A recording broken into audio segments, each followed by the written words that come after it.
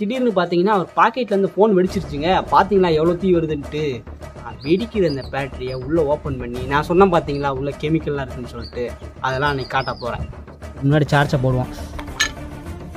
Heat ஆகுதுங்க.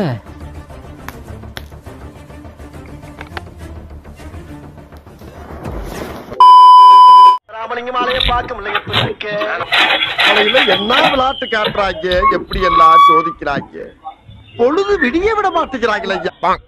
அதாவது என்ன சம்பவம் ஆகி போச்சுன்னா, ஒருத்தனுக்கு பார்த்தீங்கன்னா ஃபோனு ரிப்பேர் ஆயிடுச்சு. சரி அந்த ஃபோனை வந்து சரி பார்க்கறதுக்கு கடைக்கு கொண்டு போகிறான், மொபைல் கடைக்கு. கடை வரைக்கும் போயிட்டான். அதை வந்து அந்த கடைக்காரன்ட்ட கொடுக்க வேண்டியதானே. ஆனாலும் எதை போட்டு நோண்டிகிட்டே இருக்கான். அந்த டைமில் பார்த்தீங்கன்னா ஃபோனு திடீர்னு வெடிச்சு போயிடுச்சு. அப்பையும் பாருங்க, வெடிச்ச போனதுக்கு வெளியே போட வேண்டியதானே. கடைக்குள்ள தூக்கி போட்டான். பாவம் அந்த கடைக்காரன், அவன் மேலே தூக்கி பிடிச்சிருச்சு. வேற ஞாபகப்படுத்திட்டீங்க, நெஞ்சமெல்லாம் பொண்ணா இருக்கு தம்பி. அண்ட் இன்னொரு சம்பவம் பார்த்தீங்கன்னா, ஒரு ஐயா ஹோட்டலில் உட்காந்துருக்காரு. அவர் பாக்கெட்டில் பார்த்தீங்கன்னா ஒரு பட்டன் ஃபோன் வச்சுருக்காங்க. அவர் வந்து அவனை மாதிரி ஃபோனை நோண்டிக்கிட்டு ஒன்றும் இல்லை. இவர் வந்து பாக்கெட்டில் வச்சுட்டு கம்முன்னு தான் உட்காந்துருக்காரு. அந்த டைமில் திடீர்னு பார்த்தீங்கன்னா அவர் பாக்கெட்லேருந்து ஃபோன் வெடிச்சிருச்சுங்க. பார்த்தீங்களா எவ்வளோ தீ வருதுன்ட்டு. இதை வந்து நியூஸில் போட்டாங்க. பட் எந்த கம்பெனி ஃபோனு வந்து வெடிச்சது, என்ன பிராண்டுன்னு சொல்லிட்டு எதுவுமே மென்ஷன் பண்ணல. ஏன்னா அங்கே காசு வாங்கியிருப்பாங்க. இப்போ என்னது சரி, இப்போ நம்ம மேட்ருக்கு வருவோம்.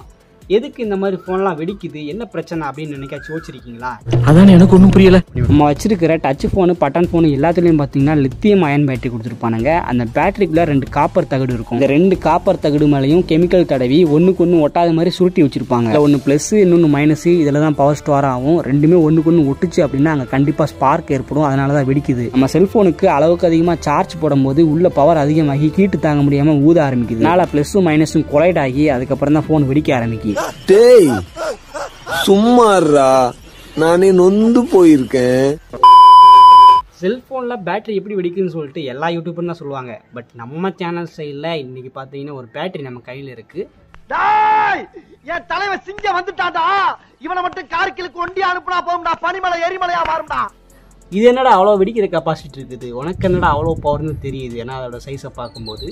ஸோ இந்த வீடியோவில் நம்ம என்ன பண்ண போகிறோன்னா, வெடிக்கிற இந்த பேட்டரியை உள்ளே ஓப்பன் பண்ணி நான் சொன்னேன் பார்த்தீங்களா உள்ளே கெமிக்கல்லாம் இருக்குதுன்னு சொல்லிட்டு அதெல்லாம் அன்றைக்கி காட்ட போகிறேன். ஸோ வீட்டில் யாருமே இதை ட்ரை பண்ண வேண்டாம். ஏன்னா தீ வரும். தீ கையில் பட்டுச்சுன்னா அது வந்து ஒரு மாதிரி ரொம்ப வலிக்கும். வழக்கம் போல் நம்ம பேட்டரி ஆப்ரேஷன் பண்ணுறதுக்கு நம்ம ஏற்கனவே வாங்கி வச்ச ஸ்க்ரூ ட்ரைவர் கிட்ட யூஸ் பண்ண போகிறோம். ஸோ இந்த ஒரு கிட்டில் நம்ம எல்லாத்தையும் கழட்டுற மாதிரி ஸ்க்ரூ கொடுத்துருப்பாங்க. இதை வாங்கணும் அப்படின்னா நான் லிங்க் வந்து கீழே கொடுக்குறேன், டிஸ்கவுண்ட்டில் போயிட்டுருக்கு, தேவைப்பட்ட வாங்கிக்குவாங்க. இந்த பேட்டரி பார்த்திங்கன்னா ஊதி இருக்குது. இது பட்டன் ஃபோனில் போட்டு நல்லா அடித்து சார்ஜ் ஏற்றி வச்சிட்டாங்க போல எவனோ. அதனால் பேட்டரி கொஞ்சம் ஊதி இருக்குது, பார்த்தா தெரியுதா. இங்கே வந்து ஒரு கன்வெர்ட்டர் கொடுத்துருப்பானுங்க. உள்ளே அந்த பேப்பரை கிழிச்சு பார்த்தோன்னா சரி இது எப்படி அதில் கொடுத்துருக்காங்க பார்த்தீங்க, use specific charger only and யாருமே இதை ஓப்பன் பண்ண வேண்டாம்னு கொடுத்துருப்பானுங்க.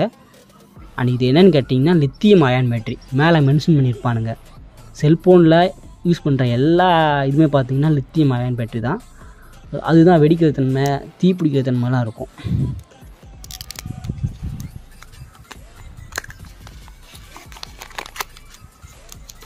இந்த பேட்டரியில் இது சைடில் இருக்குல்ல, இது வந்து ப்ளஸ் பாயிண்ட்டு. சென்டரில் ஒன்று கொடுத்துருப்பாங்க, அது வந்து மைனஸ் பாயிண்ட்டு.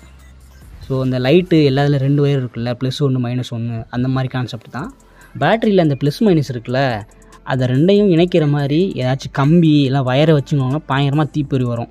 எதுக்கு இந்த பேட்டரியில் தீப்பொறி வரலான்னு கேட்டிங்கன்னா, பேட்டரி கொஞ்சம் ஊதி இருக்குது, ரொம்பவே அடி வாங்கி போச்சு. அதனால் உள்ளே பார்த்திங்கன்னா சார்ஜ் ஏற மாட்டேக்கு.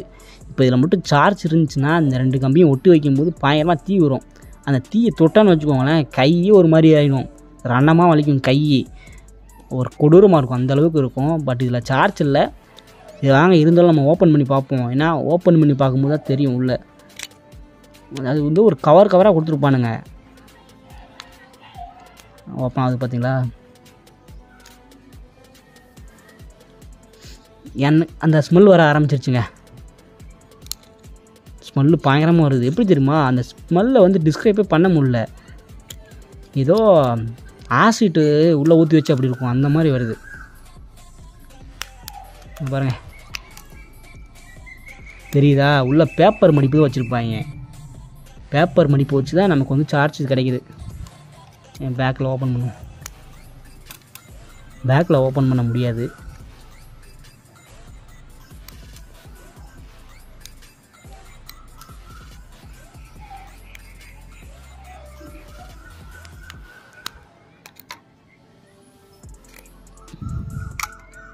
நீங்கள் பாருங்கள், அவ்வளோதான், அலேக்க வந்துச்சா. இப்போ இந்த பேட்ரி இப்படி இருக்குல்ல, இப்போ நார்மலாக ஒரு பேட்டரியில் சார்ஜ் இருக்குது உள்ளே இருக்குன்னு வச்சுக்கோங்களேன். இந்த மாதிரி பேட்ரி இருக்குன்னா ஏதாச்சும் இந்த கத்தரிக்கோல் எடுத்து டப்பு டப்புன்னு குத்துறது, ஓட்டை போடுறது, இல்லை ஓவராக ப்ரெஷர் கொடுத்தோம்னா இந்த உள்ளே இருக்குல்ல இந்த பேப்பர் பண்டலு இது உள்ளே தான் சார்ஜ் இருக்கும். இது ஓவராக ப்ரெஷர் கொடுக்கும்போது அது வந்து கண்டிப்பாக வெடிக்கிறதுக்கு வாய்ப்பு இருக்குது. இப்போ பேட்ரி எதுக்கு ஊதுன்னு கேட்டிங்கன்னா, உள்ளே வந்து அதிகப்படியான கரண்ட்டை நம்ம கொடுத்துட்டே இருந்தோம்னா, பட்டன் ஃபோன்லாம் அப்படி தான். நைட்டு சார்ஜ் போடுவோம், தூங்குறதுக்கு முன்னாடி சார்ஜை போடுவோம், ஹீட் ஆகுதுங்க. இந்த ஹீட்டு தெரியுது.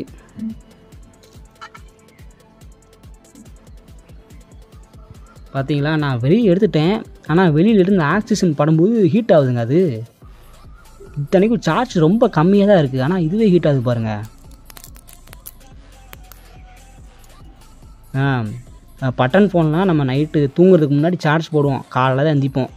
அப்படிங்கிறப்போ அதிகப்படியான எலக்ட்ரானிக்ஸ் வந்து உள்ளே போயிட்டு அது இந்த உள்ள ஆசிட் கூட அட்டாச் ஆகி அது வந்து ஊத ஆரம்பிக்குது. ஸோ அதுதான் பேட்ரி ஊதுறதுக்கு காரணம்.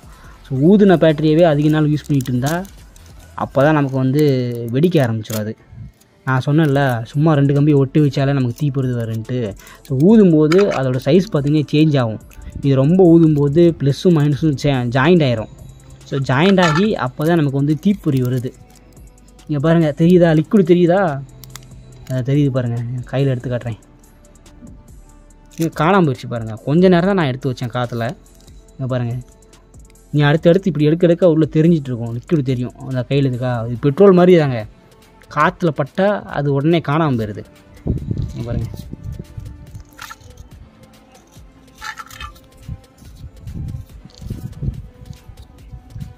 ஏன் அப்பா பயங்கரமாக ஸ்மெல் வருதுங்க. இங்கே பார்த்துங்க, ப்ளஸ் மைனஸ் பாயிண்ட்டு, இது எல்லாமே ப்ளஸ் பாயிண்ட்டு. இந்த கம்பியில் சுற்றி இருந்துச்சுல, நான் அவுட் சைடு சொன்னேன்ல, அது சென்டரில் ஒரு லைன் வச்சுருப்பாங்க, இதுதான் மைனஸ் பாயிண்ட்டு. ஸோ சென்ட்ரு பாயிண்ட்டும் அவுட்ரு பாயிண்ட்டும் ஒட்டினா அப்போ தான் நமக்கு வந்து தீப்பொறி வரும். தெரியுதா, இது வந்து ஜஸ்ட்டு பேப்பர் கிடையாது, உள்ளே வந்து ஏதோ செம்பு கலந்த ஒன்று கொடுத்துருக்கானுங்க. அதுக்கு மேலே வந்து ஏதோ ஒரு கெமிக்கலை தடவி வச்சுருக்கானுங்க, தெரியுதா? எப்பா ஸ்மெல்லு இருக்கு. ஸோ ஆரம்பத்தில் பார்க்கும்போது இது தங்கம் நினச்சேன், அதுக்கப்புறம் தான் தெரியுது ஏதோ காப்பர் போல். காப்பரும் அதுக்கு மேலே வந்து ஒரு இந்த தேய்ச்சா வருது பார்த்தீங்களா, இது ஒரு கெமிக்கல் லேயரு. பாருங்கள் கையில் எப்படி விட்டுதுன்ட்டு. அதுக்கு மேலே ஒரு லிக்விடு. ஸோ இதில் தான் நம்ம பவர் சேவ் பண்ணி வச்சுருக்கிறோம். பாருங்கள், நம்ம ஃபோன் ஒர்க் ஆகிறதுக்கு ரீசனே இது தான்.